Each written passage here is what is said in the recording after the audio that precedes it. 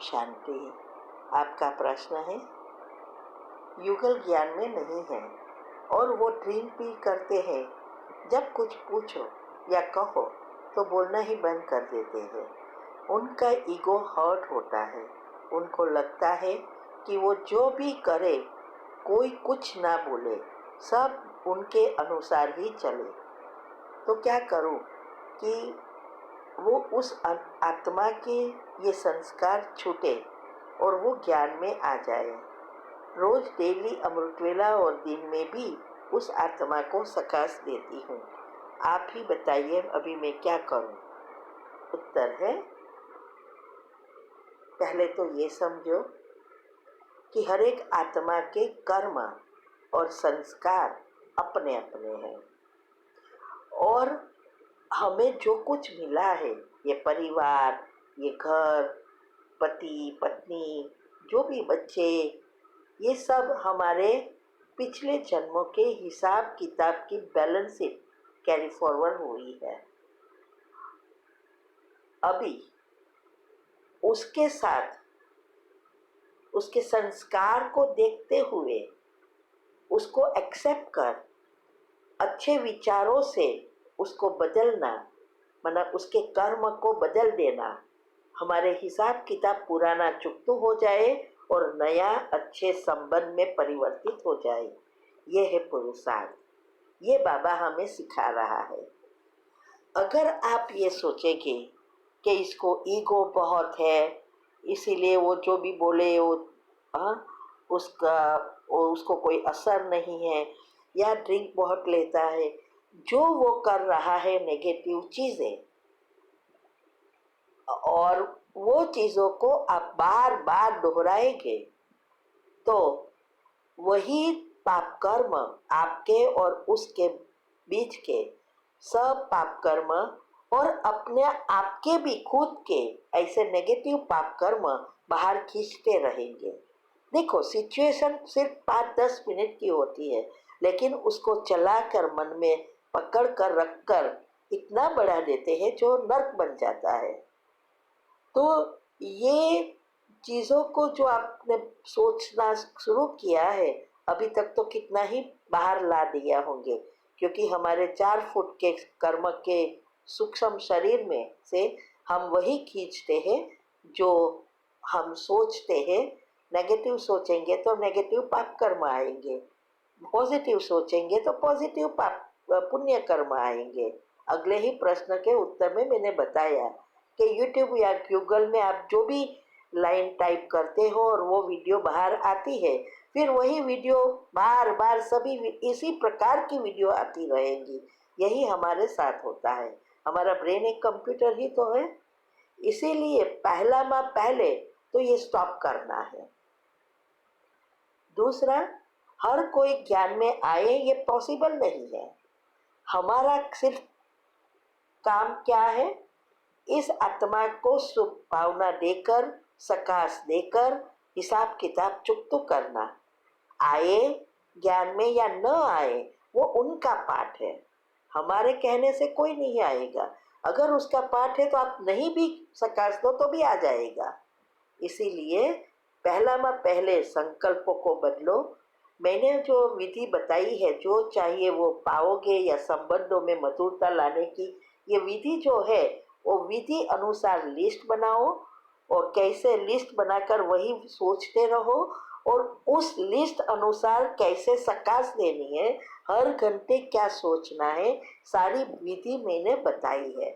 वो विधि अनुसार अगर करेंगे तो आप वो बदल भी जाएंगे, आपके हिसाब किताब भी चुकता हो जाएंगे। आप अनुभव सुनो, यूट्यूब चैनल पर कईयों के पति कितने बुरे थे, दूसरी लड़कियों के साथ चालू हो गए थे, वो भी बदल गए, तो ये नहीं बदल सकते क्या?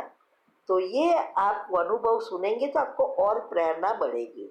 साथ साथ वो जो विधि बांधेलियों को कैसे बिहेव करके अपने आप को पहले परिवर्तन करो, उसको नहीं कहो ना आज दुनिया में कौन किसकी सुनता है, तो उसको कहने के बदले, उसको अच्छा नहीं लगता तो क्यों कहते हो? जो भी आपको कहना है योग में मन में कहो, आत्मा आत्मा से डील करना सीखो। वही तो बात मैं सिखा रही हूँ सबको। तो ये जो भी मुख से नहीं बोलो, आप जो विधि अनुसार आप करेंगे और अपने आप को परिवर्तन करने की प्रयत्न करो। वो क्या करता है उसको नहीं देखो। तो ये सारी बातें मैंने वो वीडियो में बताई है कि कैसे आपको सुबह में उठकर क्या करना है, कैसे करना है, सबकॉन्शियस माइंड के 3 नियम अनुसार करना है। ओनली सकाश देंगे कुछ नहीं होने वाला, सबकॉन्शियस माइंड को कहना पड़ेगा और वो भी उसके नियम अनुसार जो भी है उस अनुसार कहना पड़ेगा। साथ साथ अगर आप जॉब करती हो तो परसेंटेज निकालो बाबा के कार्य के लिए। एटलीस्ट या तो ये सबसे श्रेष्ठ सूक्ष्म शरीर को समाप्त करने के लिए या हिसाब किताब चुकतू करने या दुआ प्राप्त करने के लिए जो सेंटर बनाने की सेवाएं है वो सबसे श्रेष्ठ सेवा है।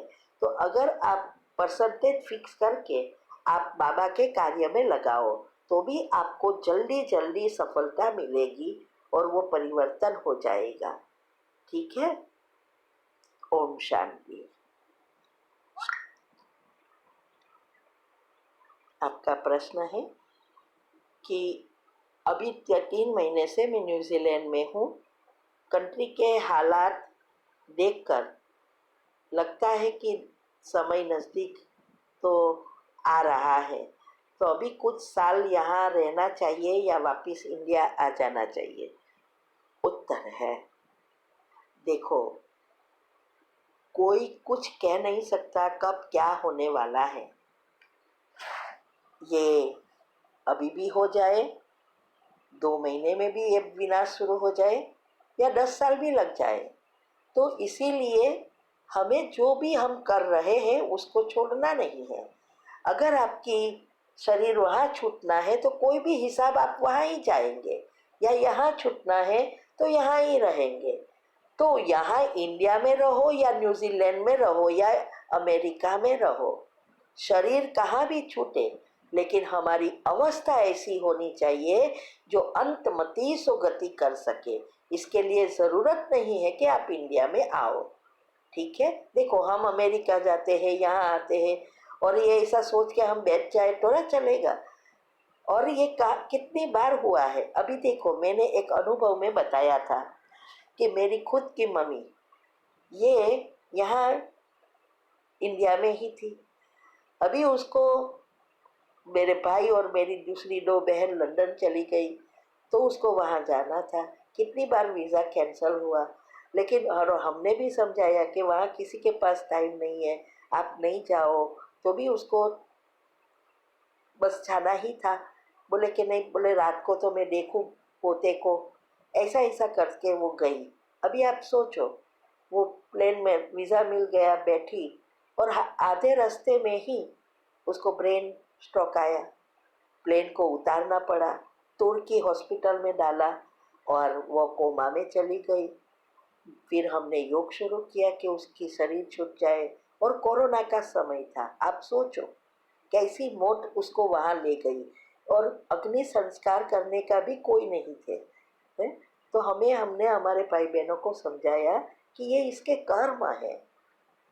तो ये 15 दिन के बाद शरीर छोड़ा। कितना वो लोग ने ट्राई किया, कोरोना में तो सब प्लेन भी बंद थे।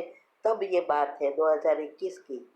तो इसीलिए ये उसका जो मौत था, और वो भी कैसा, घर के कोई भी व्यक्ति ने उसको अग्नि संस्कार तो क्या, दफनाया उसको, क्योंकि तुर्की में कोई वहाँ अग्नि संस्कार अलाउड नहीं है।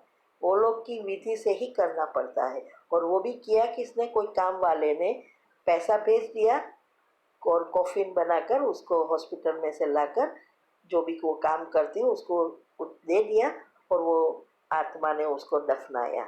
आप सोचो, इतने हम 5 भाई बहन, कोई बच्चों के बच्चे थे, सब थे, लेकिन मौत कहाँ ले गई। तो ये है, वो तो उसको थोड़ा मरना था ऐसे। और सब क्या सोचते हैं, अच्छी रीति उसकी विधि से सब कुछ हो, लेकिन नहीं हुआ।